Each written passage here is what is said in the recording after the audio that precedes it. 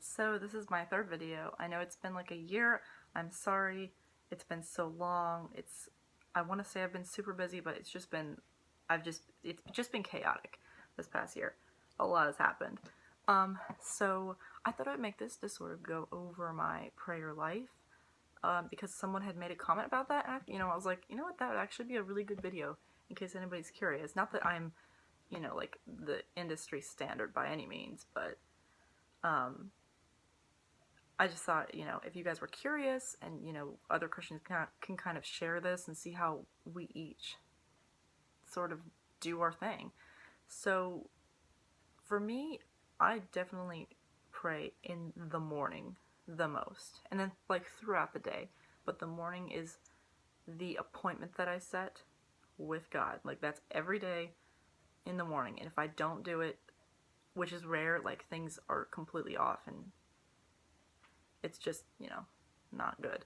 So I try to like start the time with God first thing. Like literally before I even make my coffee, I'll have my time with God. I'll read the Bible and pray and like get the conversation out of the way. And on, this topic, over this past Sunday, a pastor that I was listening to was kind of talking about how we get distracted during praying and things like that. And he said, like when we are like, and this is a problem I struggle with so much, like when we are spending time with God and then we decide, oh, here, let me check my email or my Snapchat or just whatever you're gotta check or get some chores out of the way before I do this. You're saying, I have something better to do right now. And that's what he said. And I was like, you know what? That's actually really kind of true. Like, and I've done this so many times where like I will be trying to, get into the Bible and read and just sort of listen to God. And I get distracted by my phone and distracted just by just whatever's going on in my life. And I start thinking about things. And the next thing you know, it's hours later and I haven't even prayed yet. And I'm set back and I feel terrible about myself. So, I think it's definitely important to exercise and build up that self-control muscle so that you can turn off the distractions. And this is not just me. Like I've looked for like how to improve your prayer life. It just kind of looks at that kind of thing before, and almost every time I see at some point, minimize the distractions, put away the phones, put away the laptops. So that's one of my best pieces of advice in case anybody's curious. So I thought I'd just jump right into what I do in the morning. So I have my Bible here. This is the One New Man version. I read different ones. Like I really like NIV, King James. I read that too, and I'm reading this one now because it was a gift from my grandmother. She's a really strong Christian, and it kind of just emphasizes the Jewish roots in Christianity, and it, things like that. I don't want to like get into like versions because that's a big discussion. That's going to take like 10 minutes. So, but you can look that up if you're wondering about that. So I would definitely read this. I have a spot in the Old Testament that I go through. I do a thing where like I will, over the course of however long it takes, I will read through the Bible like chronologically, but also like when I'm really deep in the Old Testament, I find it really helpful to read the New Testament as well, because it's like Jesus gives some obviously like really compacted life advice and like things that will convict you in ways that the Old Testament books might not. Like it's more geared toward our life in the New Covenant. So I like to start reading in the Old Testament and also get New Testament in, and I try and read at least 3 chapters in the Bible a day, at least. And if it goes over that, that's great, So that's what I do in here. After I have read as far as I feel I need to read for that morning, I will go and pray. So this is actually really fun.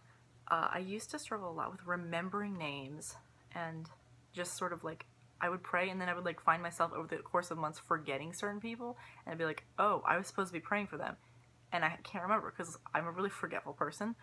And some people make lists, and like that's fine, but like I'm an artistic person, so I don't like lists. I prefer to do like illustrations. So what I have here, it's my prayer journal. So I got this at a museum, and it's called My Museum. You can actually get them. They're like $15 on Amazon. If you like to draw and stuff, you might like doing this. You know, this is not a sponsorship. I'm just sharing my own personal opinions. And like, let's see here. What I do is, so the book comes with like picture frames that you kind of fill in, and you just draw in whatever you want to draw in. And I just had this for a while and I wasn't using it. So what I started doing was I'll put or draw like a person or a thing. Like this is my sister. So I will draw her, or just draw something that reminds me of her. Just something that like makes you think of that person. And put her name down there. And when I wrote this down so that I keep track of how long I've been praying for this. And I will usually write the prayer like for the environment, like I drew the environment, have like what I need to pray for down here, and I'll write that down. So that way when I go through I can be like, okay, I'm going to pray for this person for these reasons. And then once that prayer is being answered or has been answered, I like to mark it with a stamp. So that way I know that I can always go back and look at the things that, you know, God's done in my life and the things he's answered. But I don't necessarily get bogged down with having to like read through every single thing I've drawn and see if that's been done with or not. So that's like my little system for praying, and it's working really well. Sometimes I go off script. Sometimes I stay with what I've, you know, written, or, you know, just improve on what I've written. So like that, this has worked really, really well for me. I mean, it works my creative side. It gives me something to look at, and it helps me like center what I want to say. But it's also important that if God's leading you to say something, like if he's leading you to go further into something with a certain prayer, like that you do that. Like I don't just like read off like, please heal the environment, and like, please do, you know, like these things, just like specifically just what I've written, because that's a good way to get bogged down and not understand what God's trying to say to you. So that's been my prayer aid. And I found, like, when I go on, sometimes I'll go on trips and I won't take it just because, you know, it's another thing to take with me. And I'll pray and I'll find myself going back to forgetting certain people, forgetting certain things. Because as you mature as a Christian, I think it's pretty common for your list of things to pray for gets pretty long. So, yeah, that's what I do. That's been my help. And just before, I like to do at the beginning of my prayer time with God, and at the end I'll say the Lord's Prayer, just because, you know, it's, one, Jesus told us to do it, and two, it sort of, everything will flow easily after that. I mean, our Father who art in heaven, hallowed be your name, your kingdom come, your will be done. It just goes through, and it, one, establishes him as supreme.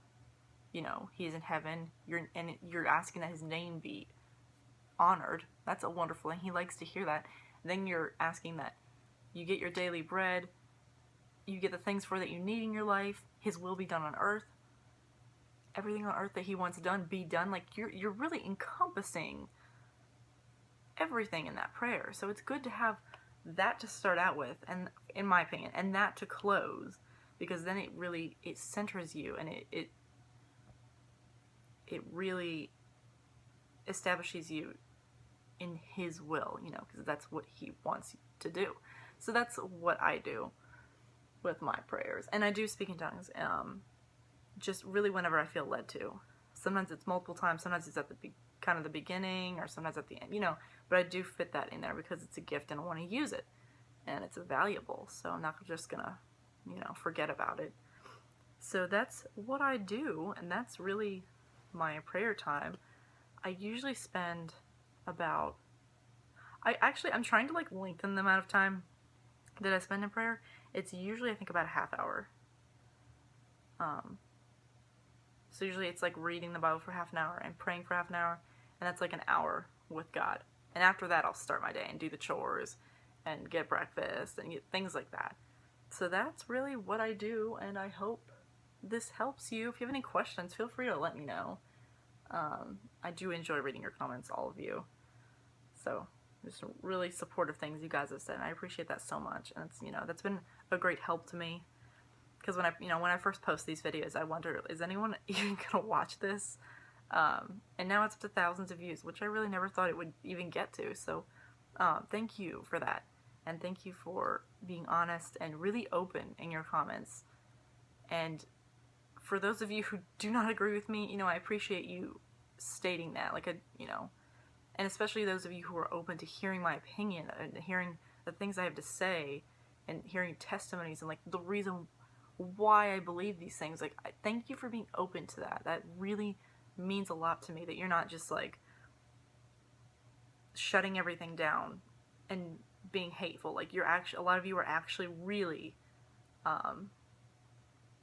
really curious and really wondering and really open to having God maybe change your opinion on things. Not that I'm saying I'm speaking for God. I'm just saying, some of you have that openness in your hearts, and take that to Him.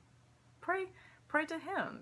Ask Him what He wants you to change in His life, and be open to Him changing you. That's the important thing, that you're open to Him at all times, that you never shut Him out and choose your own way. I was just actually, I'm sorry, this video is getting really long. You can stop here if you like. I was just reading this morning about, and I'm sorry if I butcher these names, Balak and Balaam, and how Balaam was disobeying God, and his donkey, God sent an angel to slay him when this donkey was trying to save him. And it just really goes to show that when you go against God's will, things don't go well. It's not going to work out well. But when you do, it will. It's really a simple way that things go with Him. So I hope that this video has helped you guys, and I will see you in the comments and in future videos. And thank you.